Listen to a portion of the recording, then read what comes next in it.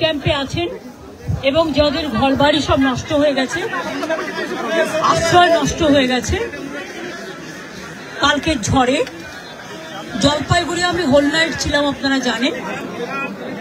আজকেও তপসিখাতা যে গ্রাম এবং সেখানে এসে আমি রিলিফ ক্যাম্পে যারা আছেন তাদের পরিবারগুলোর সাথে আগে কথা বলেছি এবং তাদের সাথে আগে কথা বলে আমি তাদের বক্তব্য শুনেছি এবং আমি চোখের সামনে যে ঘরগুলো দেখলাম, এই ঘরগুলো পুরোটাই টিনের চাপা পড়ে গেছে, গাছে চাপা পড়ে গেছে। একটা জিনিসও লোক ঘর থেকে বের করতে পর্যন্ত পারেনি। এই অবস্থায় সব হারিয়ে তারা এই তপসিখাতা স্কুল, এই স্কুলে সকলে আশ্রয় নিয়েছেন। রিলিফ ক্যাম্পে যারা আছেন, আমি আপনাদের সকলকে বলি, এখন যেহেতু এনসিসি কোড আছে, কিন্তু ডিজাস্টার ইজ এ এমার্জেন্সি এবং ডিজাস্টার হচ্ছে এক্সেপশনাল কেস। প্রশাসন ডিজাস্টার হলে প্রশাসনিক সিদ্ধান্ত অনুযায়ী সর্বরকম সাহায্য করতে পারে এবং আমাদের সরকার আছে, প্রশাসন আছে। আমি প্রশাসনকে বলবো সার্ভে করে দেখুন এবং নিজের মতো করুন। কার কতটা ঘর ভেঙেছে, কতটা আংশিক ভেঙেছে, কতটা পুরো ভেঙেছে, এবং যাদের বাড়িতে কিচ্ছু নেই, একটা বাসন পর্যন্ত নেই, একটা পরবার জামা পর্যন্ত নেই,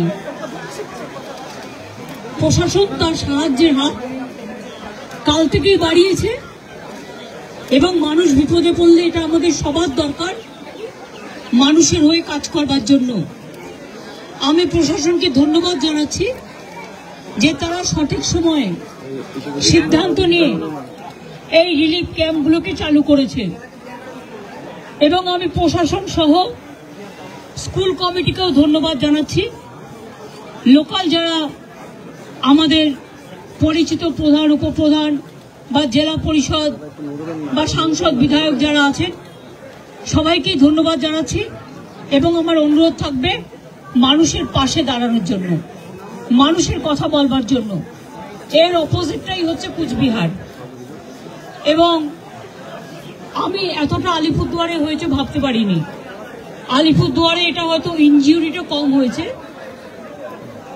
ঈশ্বর আল্লাহর কৃপায়, গডের কৃপায় মানুষ হয়তো বেঁচে গেছেন প্রাণে, কিন্তু তারা সব হারিয়েছেন।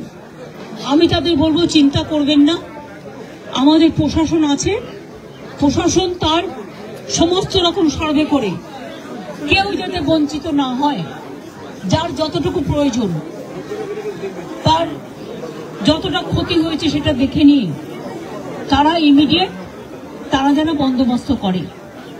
আমার এটুকুই আপনাদের কাছে বলার। আমি ভোরবেলায় পৌঁছেছি চালসায়, কাল সারা রাত করে, তাই আমি আজকে আলিপুরদুয়ারে এসে এই জায়গাটা সবচেয়ে বেশি হয়েছে এবং দেখছেন আপনারা, আমি মা ভাই বোনদের সাথে কথা বললাম, অনেক বাচ্চাও আছে, মহিলারাও আছে, ভাইরাও আছে, তাদের সবার সাথে দেখা করলাম এবং সকলের একটাই কথা যে তাদের এখানে সবটাই ভেঙে গেছে। সুতরাং এটা আমি প্রশাসনকে বলবো, সঠিক উদ্যোগে যেমন রেস্কিউ অপারেশন করেছেন, সঠিক উদ্যোগে তাদের প্রশাসনিক সাহায্য তাদের হাতে তুলে দেবেন। এইটুকু আপনাদের বলার।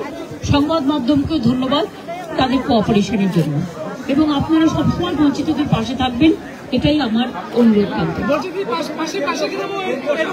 সব একই রকম, ঠিক আছে। আজকে আমাদের আসলে প্রবলেমটা কি, আমাদের হেলিটা যেটা এসছে কলকাতা থেকে ট্রাভেল করে এসছে, ওদের 2.5-3 ঘন্টা নষ্ট হয়ে গেছে, ওরা 3 ঘন্টা বেশি একদিনে ট্রাভেল করতে পারে না। তবুও আমি রিস্ক নিয়ে এসছি, তার কারণ হচ্ছে আমাকে আলিপুরদুয়ার আসতেই হতো। আমি দেখা করে গেলাম সবার সাথে। কাজে পাশের গ্রাম প্রকাশ আছে, আমাদের এমএলএ আছে সুমন, তারা সবাই মিলে দেখে নেবে।